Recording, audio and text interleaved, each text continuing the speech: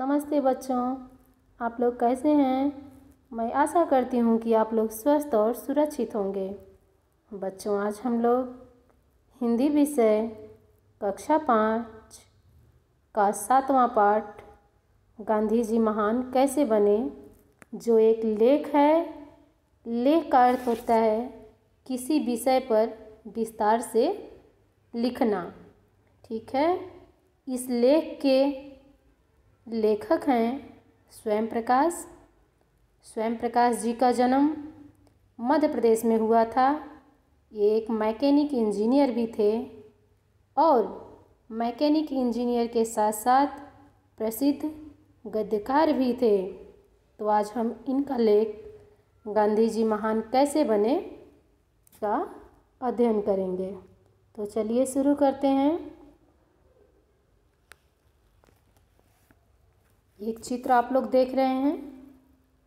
Sir पर टोपी है, कुर्ता है और पजामा है। ठीक है। क्या तुम एक ऐसे गांधी जी की कल्पना कर सकते हो जिन्होंने कुर्ता पजामा पहन रखा हो। तो बच्चों, क्या आप लोग एक ऐसे गांधी जी की कल्पना कर सकते हो जो कुर्ता पजामा पहन रखे हों, जिनके पाँव में चप्पल और सिर पर खूब सारे बाल हों, सिर पर गांधी टोपी हो और बच्चों के स्कूल बैग की तरह गले में झोला टांग रखा हो। हाँ, गांधी जी जैसे फ़ोटो में दिखते हैं वैसे हमेशा से नहीं थे। वे धीरे धीरे गांधी बने। ठीक है। जैसा आप लोग फ़ोटो में देखते हैं, आप लोग गांधी जी हमेशा से वैसे नहीं थे। क्या हुआ? धीरे धीरे वे गांधी जी बने थे। कैसे बने थे? बचपन में गांधी जी को अंधेरे से डर लगता था। जब गांधी जी छोटे थे तो उनको अंधेरे से डर लगता था, लेकिन बड़े होकर वे इतने निडर हो गए कि अंग्रेज़ हुकूमत भी उनसे डरने लगी। जब उन्होंने काठियावाड़ स्कूल में पहली कक्षा में भर्ती कराया गया तब उनकी उम्र थी 11 साल। गांधी जी जब पहली कक्षा में पढ़ने गए, उनका दाखिला हुआ, उस समय उनकी उम्र क्या थी? 11 साल की थी। उन्हें जो विषय पढ़ाए जाते थे वे थे इतिहास, भूगोल, गणित और अंग्रेजी। ठीक है। जब गांधी जी इंग्लैंड पढ़ने गए तो उनके लिए खूब सारे कपड़े सिलवाए गए। गांधी जी जब इंग्लैंड पढ़ने गए तो उनके लिए ढेर सारे कपड़े सिलवाए गए। दक्षिण अफ्रीका में कुर्ता धोती पहनने लगे। जब गांधी जी दक्षिण अफ्रीका गए तो कुर्ता धोती पहनने लगे और भारत आए तो एक बार मदुरै गए भाषण देने के लिए। वहाँ एक औरत को देखा जो तालाब में एक धोती धो रही थी। जब गांधी जी अपना भाषण देने के लिए मदुरै गए तो वहाँ देखे कि एक औरत तालाब में अपनी धोती धो रही थी। लेकिन कैसे? वो औरत कैसे धोती धो रही थी? आधी पहनती थी और बाकी आधी धोती थी। धोती लंबी होती है। औरत क्या करती थी? उसके पास एक ही धोती रही होगी, फिर वो क्या करती थी? आधा लपेटे थी और आधे भाग को धोती थी, फिर धोए हुए भाग को लपेट लेती थी और फिर बिना धोए हुए भाग को धोती थी, फिर धुली हुई को पहन लेती थी और शेष को धोती थी। उसकी हालत देखकर गांधी जी भीतर से हिल गए और बस उसी समय उन्होंने फैसला कर लिया कि अब सिर्फ एक धोती ही पहनूंगा। और गांधी जी के मन मस्तिष्क पर ऐसा प्रभाव पड़ा कि वो फैसला कर लिए कि अब मैं भी एक ही धोती पहनूंगा। बाद में गोलमेज सम्मेलन के लिए लंदन गए। वहाँ तो खूब सर्दी पड़ती थी। बाद में गोलमेज सम्मेलन हुआ जिसके लिए गांधी जी लंदन गए थे। लंदन में तो खूब सर्दी पड़ती है। तो वहाँ के बच्चे पूछते थे, कहाँ के? लंदन के बच्चे पूछते थे, बाबा तुम्हारी पतलून कहाँ गई? कि बाबा तुम्हारी पतलून कहाँ गई? गांधी जी उन्हें कोई जवाब नहीं देते थे, बस हंसकर रह जाते थे। गांधी जी उन बच्चों को कोई जवाब नहीं देते थे, हंसकर रह जाते थे। लेकिन जब रानी से मिलने गए तो रानी के दरबार में ऐसे जाना तो अदब कायदे के खिलाफ था। इंग्लैंड की जो महारानी थी उनसे मिलना था और ऐसे एक धोती पहन करके उनसे मिलना उसके अदब कानून कायदे के खिलाफ था। तो किसी ने पूछा कि इतने कम कपड़ों में दरबार में कैसे जाओगे। तो किसी ने गांधी जी से सवाल किया कि आप इतने कम कपड़े में दरबार में कैसे जाएंगे।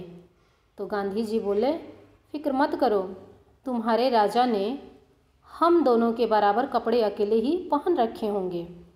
उन्होंने क्या कहा कि जो तुम्हारे राजा हैं हम दोनों के बराबर अकेले ही कपड़े पहन रखे होंगे।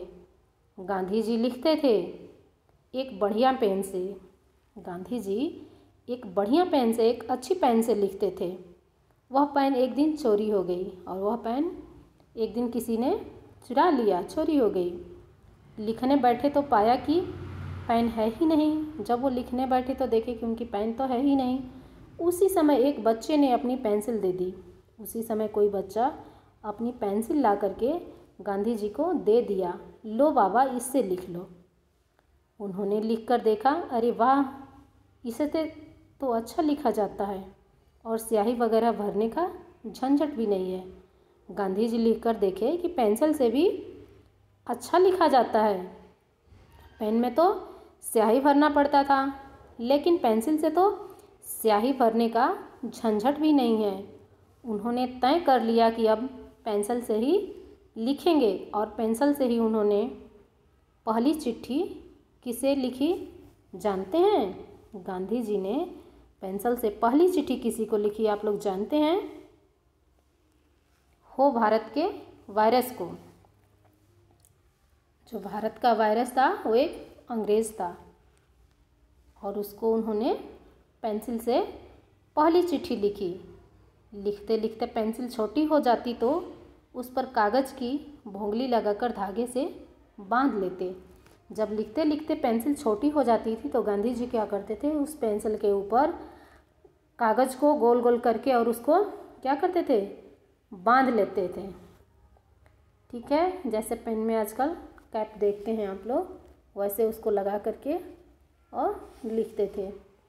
दरअसल इन सब के पीछे कोई सनक नहीं, बल्कि गांधी जी की यह सोच थी कि जब आपके देश के अधिकांश लोग गरीब हों तो, यानी कि गांधी जी कोई सन के इंसान नहीं थे।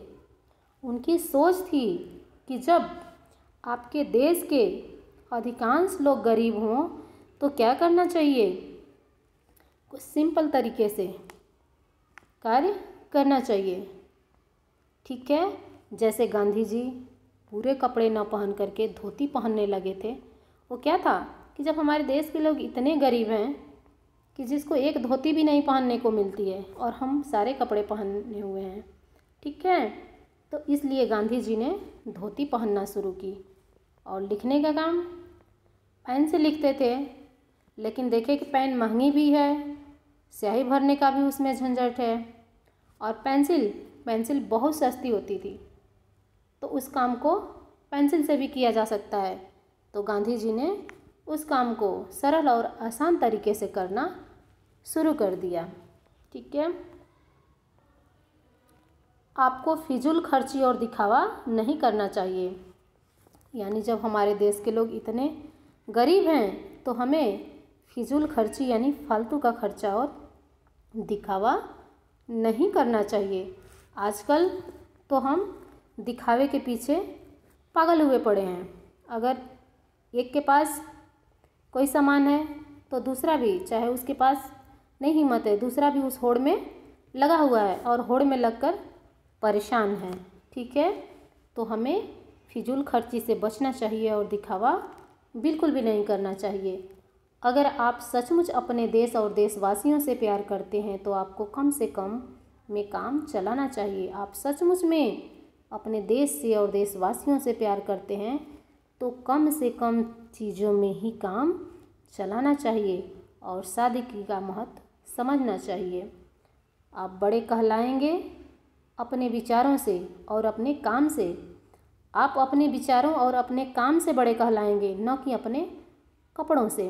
अगर हम बहुत महंगे कपड़े पहन लें, हमारे विचार अच्छे न हों, हमारे काम अच्छे न हों, तो उस अच्छे महंगे कपड़े पहनने का क्या फ़ायदा। कोई फ़ायदा नहीं। इंसान अपने कर्मों से बड़ा होता है, अपने विचारों से बड़ा होता है।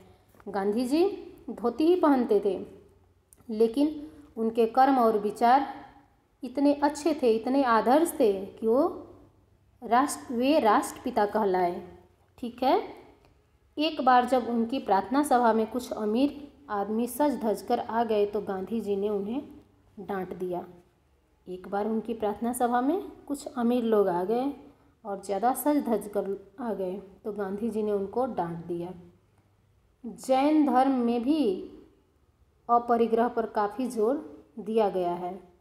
जैन धर्म जैसे है ना, बौद्ध धर्म है, जैन धर्म है, ठीक है, हिंदू धर्म है, इस्लाम धर्म है। तो जो जैन धर्म के लोग हैं अपरिग्रह पर काफ़ी जोर देते हैं, यानी अनावश्यक चीज़ें इकट्ठा करना। अपरिग्रह, अनावश्यक चीज़ें इकट्ठा करना, काफ़ी जोर दिया गया है। अपरिग्रह यानी फालतू की चीज़ें जमा मत करो, यानी फालतू की चीज़ें इकट्ठा मत करो। बस गांधी जी को जो जहाँ भी कुछ अच्छा लगता अपना लेते थे, तो उन्होंने अपरिग्रह को भी अपना लिया।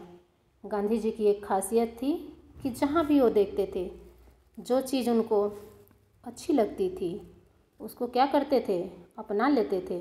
तो गांधी जी ने एक चीज़ ये भी अपना लिया था जैन धर्मियों से कि हम फालतू की चीज़ें इकट्ठा नहीं करेंगे। ठीक है। गांधी जी के 3 बंदर बहुत मशहूर हैं। आप लोग भी सुने होंगे कि गांधी जी के 3 बंदर थे। दरअसल एक कौन थे? दरअसल यह एक खिलौना था। क्या था? गांधी जी के 3 बंदर मशहूर हैं और दरअसल में वह एक खिलौना था जो कुछ चीनी बच्चों ने गांधी जी को भेंट किया था। जब वो चीन गए थे तो चीनी बच्चों ने गांधी जी को भेंट किया था वो 3 बंदर वाला खिलौना। लेकिन गांधी जी ने उन्हें अपने जीवन का साथी बना लिया। लेकिन गांधी जी ने क्या किया? उनको अपने जीवन का साथी बना लिया। और वो क्या थे? किसी का बुरा ना देखो, किसी को बुरा ना बोलो और किसी का बुरा मत सुनो। ठीक है। जब धोती पहननी शुरू कर दी तो जेब घड़ी कहाँ रखें? गांधी जी ने जब धोती पहनना शुरू कर दिया तो जेब घड़ी कहाँ रखें? क्योंकि जब वो कुर्ता पहनते थे तो घड़ी को जेब में रख लेते थे, लेकिन धोती जब पहनने लगे तो जेब वाली घड़ी को कहाँ रखें? तो उन्होंने क्या किया? तो उसे कमर में लटकाना शुरू कर दिया। जब धोती पहनने लगे तो गांधी जी ने अपनी घड़ी को क्या किया? कमर में लटकाना शुरू कर दिया। इस तरह गांधी जी धीरे धीरे वैसे गांधी जी बन गए जैसा आजकल हम उन्हें उनके चित्रों में देखते हैं। और गांधी जी धीरे धीरे वैसे ही गांधी जी बन गए जैसा कि आप लोग चित्र में देख रहे हैं या आजकल चित्र में आप लोग देखते हैं। कहने का अर्थ यह है कि हम अपनी आवश्यकताओं को कम करके भी जिंदगी को सरल और सुचारू रूप से चला सकते हैं। ठीक है। ज़रूरी नहीं है कि हम महंगी चीज़ों से, महंगे वस्त्रों से, महंगे सामानों से ही अपना जीवन व्यतीत करें। सादगीपूर्ण भी अपना जीवन हम अच्छे से व्यतीत कर सकते हैं। हमारे विचार, हमारे काम, हमारी सोच अच्छी होनी चाहिए। कुछ पाने का हुनर होना चाहिए, तो हम एक न एक दिन सब कुछ बदल सकते हैं। जैसे कि गांधी जी ने स्वतंत्र भारत को स्वतंत्र कराने में अपना अहम सहयोग दिया था। ठीक है। अदब कायदे, शिष्टाचार, अपरिग्रह, अनावश्यक धन वस्तुओं का संग्रह न करना, यानी आवश्यकता से अधिक वस्तुओं का संग्रह नहीं करना, झंझट, परेशानी या विवाद, फिक्र, परवाह, फिजूल खर्ची, व्यर्थ का खर्चा। वायसराय, भारत में सबसे बड़ा अंग्रेज अधिकारी, हुकूमत, शासन। नीचे लिखे प्रश्नों के उत्तर दो। प्रश्न क है, बचपन में गांधी जी को किससे डर लगता था? बताइए आप लोग, बचपन में गांधी जी को किससे डर लगता था? तो बचपन में गांधी जी को अंधेरे से डर लगता था। प्रश्न ख है, गांधी जी ने सिर्फ एक धोती पहनने का फैसला कब किया? जब वो अपना भाषण देने मदुरै जा रहे थे तो उन्होंने एक औरत को तालाब में अपनी धोती धोते हुए देखा, जो आधे भाग को पहन लेती थीं, आधे भाग को धोती थीं, फिर धुले हुए भाग को पहन लेती थीं और उस बचे हुए आधे भाग को धोती थीं। ठीक है, तो उन्होंने फैसला किया कि जब हम गरीब देश के वासी हैं तो हमें भी ऐसा करना चाहिए कि एक धोती से काम चलाना चाहिए, सारे कपड़े नहीं पहनना चाहिए। ठीक है। ग, गांधी जी सादगी का समर्थन क्यों करते थे? गांधी जी ये चाहते थे कि हम सादगी में भी अपने अच्छे विचार रख के अपने कर्मों से आगे बढ़ सकते हैं। घ, गांधी जी के 3 बंदर वास्तव में क्या थे? उन्हें किसने भेंट किया था? किसने भेंट किया था? गांधी जी के 3 बंदर वास्तव में एक खिलौने थे जिसमें यह दर्शाया गया था कि किसी का बुरा मत देखो। एक बंदर आँख बंद किए हुए था और दूसरा बंदर किसी का बुरा मत सुनो, कान बंद किए हुए था, और तीसरा बंदर किसी को बुरा मत बोलो, मुंह बंद किए हुए था। ठीक है, ये गांधी जी के 3 बंदर थे। और इन्हें किसने भेंट किया था? तो इन्हें चीन के बच्चों ने गांधी जी को भेंट किया था।